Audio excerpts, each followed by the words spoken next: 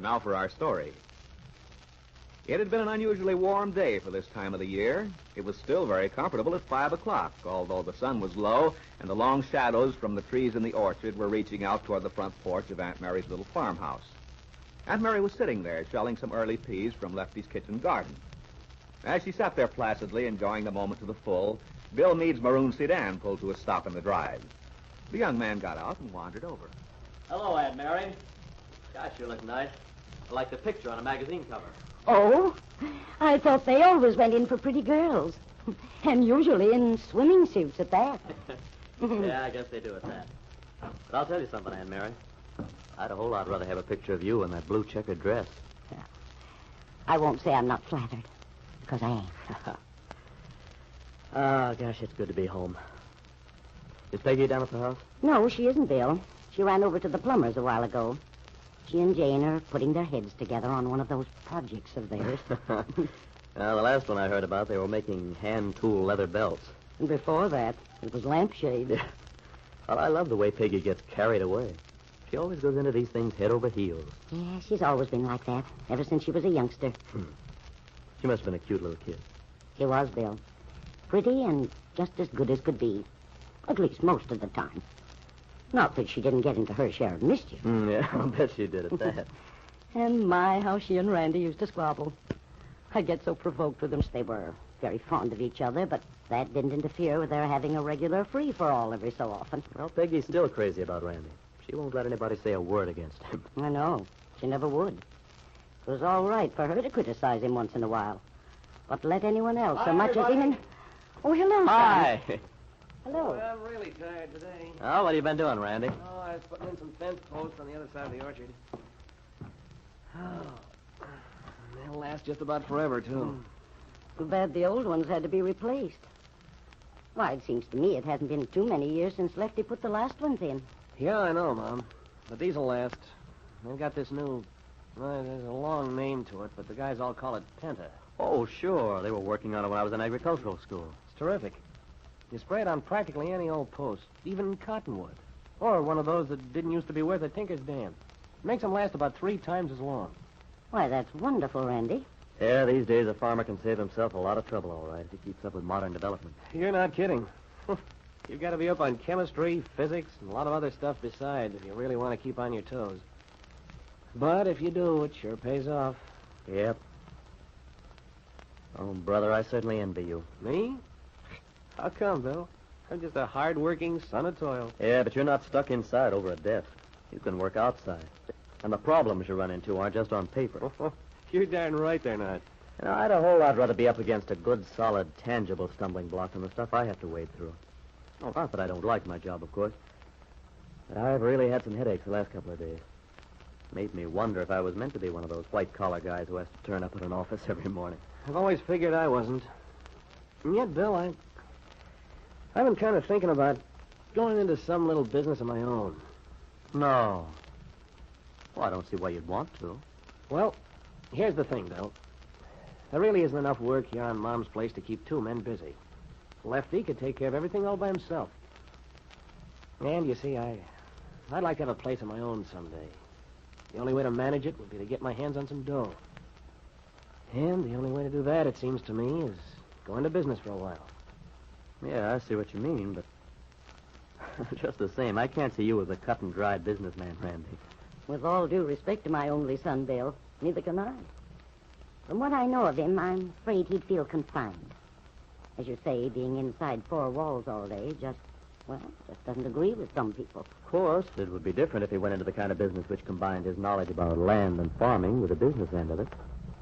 What sort of business, for instance? Well, I was thinking of real estate. It's a possibility, Randy. Yeah, maybe. I never thought of real estate. Well, after all, you wouldn't have an awful lot of competition here in Wakefield. That is, except for Ben Calvert. That's just about all I could handle. Ben's got things pretty well sewed up in this neck of the woods. He has for years. And yet it might be kind of fun giving that old buzzard a run for his money. Now, look. Don't think of going into it just as a means of tormenting Ben, dear. No, but it might be fun as a sideline. Well, Bill may have an idea there. Why don't you think it over, Randy? Well, If you two will excuse me, I better go in and get busy on supper.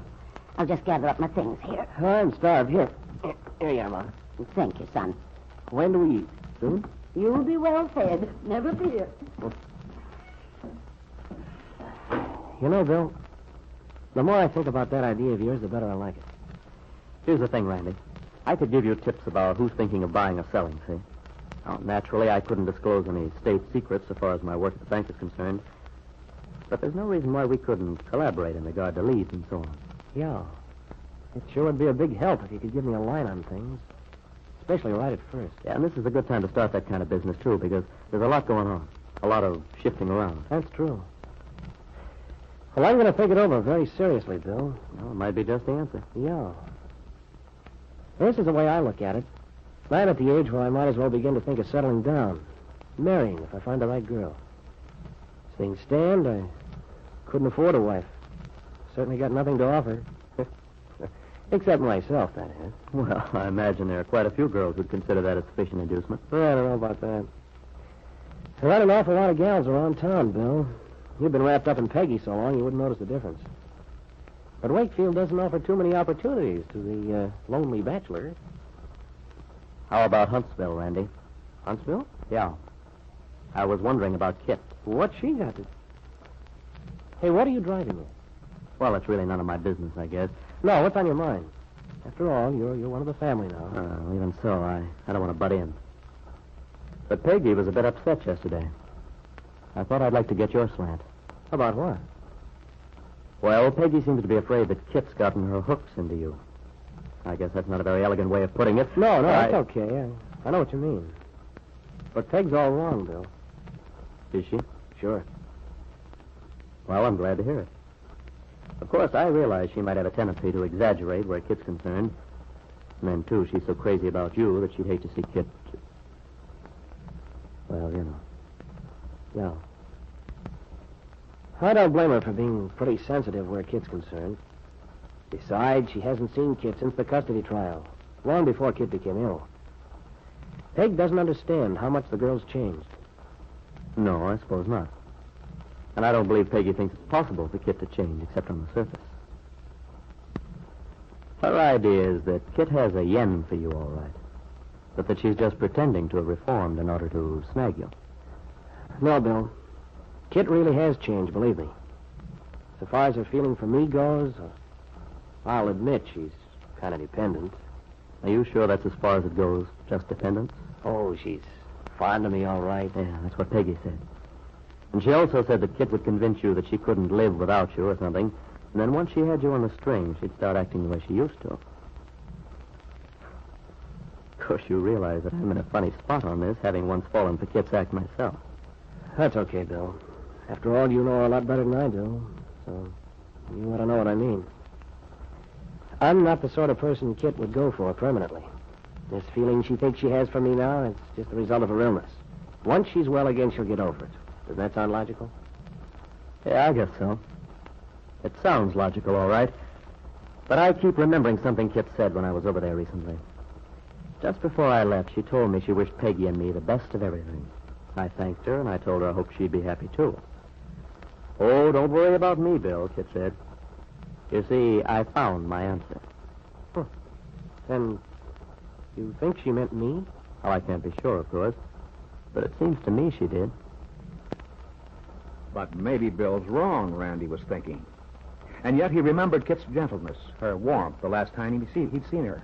In spite of himself, Aunt Mary's son was troubled. Suppose Kit were deeply and sincerely in love with him. How would he react?